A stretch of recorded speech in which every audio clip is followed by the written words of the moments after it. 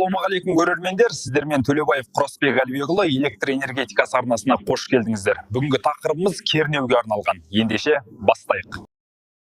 Баршамызға мәлім, үйімізде свет лампалары жанулы. Сол қалай жұмыс жасап тұр, соны талқылап көрелік.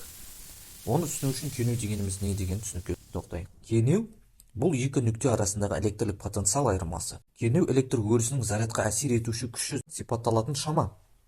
Тереңірек түсінсек, әрбір нүктеде электрлік потенциал болады. Потенциал бірлік зарядтың сол нүктедегі энергиясы. Егер екі нүктенің потенциалы бірдей болса, кернеу болмайды. Егер потенциалдары әртүрлі болса, олардың арасында кернеу болады. Формула түрінде. Мұнда U кернеу, A электр өрісінің атқарған жұмысы, Q заряд. Яғни кернеу зарядты бір нүктеден екінші нүктеге жылжытқанда жасалатын жұмыстың бірлік зарядқа қатынасы. Егер бір кулон бір зарядқа бір жолға энергия берілсе, ол 1 вольтқа тең болады. Өлшем бірлігі вольт. Яғни бұл вольт атауы берілген ғалым Александро Вольта. Мысалы келтірсек, су аналогиясын. Екі резервуарды көріп тұрмыз. Бірі биікте, бірі төменде. Арасында құбыр. Су ағып жатыр. Егер су биікте тұрса, ол төменге ағады. Себебі деңгей айырмасы бар. Электрде дәл солай. Кернеу бұл екі нүкте арасындағы энергия айырмасы. Физикалық мағынасы. Электр өрісінің қарқындылығын сипаттайды. Электр өрісінің қарқындылығын сипаттайды.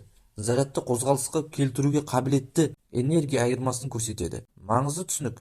Кернеу тоқ емес. Кернеу қозғалысқа итермелейтін себеп. Тоқ сол қозғалыстың өзі. Баршамызға мәлім, кернеу тұрақты және айнымалы болып бөлінеді. Қазір соның тұрақты кернеуге тоқталсақ. Тұрақты кернеудің анықтамасы. Тұрақты кернеу уақыт өтуіне қарай шамасы мен бағыты полярлығы өзгермейтін тоқ түрі. Ол тізбек бойымен әрқашан оң полюстен теріс полюске бір қалыпты бағытта ағып отырады.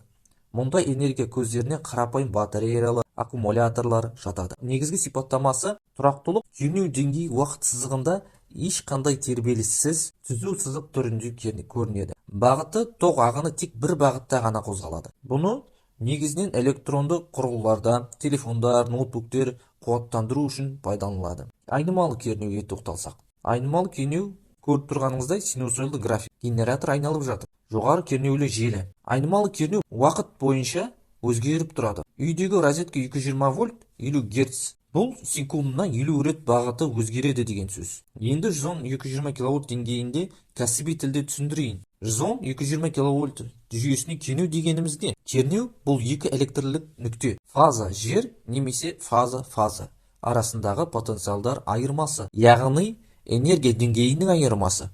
Бұл айырма электр өрісін тудырады және энергия желі бойымен тасымалдауға мүмкіндік береді. 110-220 киловольт деңгейінде физикалық мағынасы бұл жай ғана сан емес. 110 киловольт және 220 киловольт дегеніміз өткізгіш пен жер арасындағы немесе екі фаза арасындағы потенциал айырмасы. Бұл кернеу электр өрісін қалыптастырады. Өткізгіш айналысына күшті электр өрісі пайда болады. Кернеу энергия тығыздығын сипаттайды. Неғұрлым кернеу жоғары болса, сол қуатты аз тоқпен беруге болады. Желі шығыны азаяды. 220 киловольт жүйеде нақты түсінік 220 киловольт дегеніміз фаза мен аралығы 220 киловольт деген түсінік. Фаза жер 127 киловольт жұлдызша қосылуында болады. Бұл дегеніміз өткізгіш пен жер арасындағы өте үлкен потенциал айырмасы бар. Сондықтан оқшаулау қашықтығы үлкен, изолятор ұзын болады. Электр өрісі қарқынды. Кернеудің рөлі станцияда. Шиналарды тұрақты деңгейде ұсталады. РПН трансформаторлары арқылы реттеледі. Автоматики кернеу шегінен шықса әрекет етеді. Авариялық режимде төмендеу көтерілу қауіпті. Маңызды инженерлік түсінік бұл кернеу дегеніміз энергия потенциалы, электр өрісінің көрсеткіші, жабдықтың оқшаулау деңгейін анықтайтын негізгі параметр, жүйенің тұрақтылығына әсер ететін фактор. Егер кернеу төмендесе, реактивті қуат жетіспеуі мүмкін.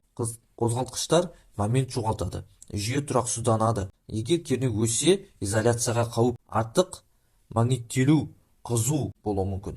Қорытындылай келсек, 110-220 киловольт деңгейіне кернеу бұл жүйенің энергетикалық күйін сипаттайтын негізгі параметр. Тоқ қуатты тасымалдайды. Ал кернеу сол қуатты тасымалдау мүмкіндігін анықтайды. Назарларыңызға рахмет. Бейнетаспадан пайдалы ақпарат алған болсаңыздар, каналға тіркеліп, пікір қалдырып кетіңіздер.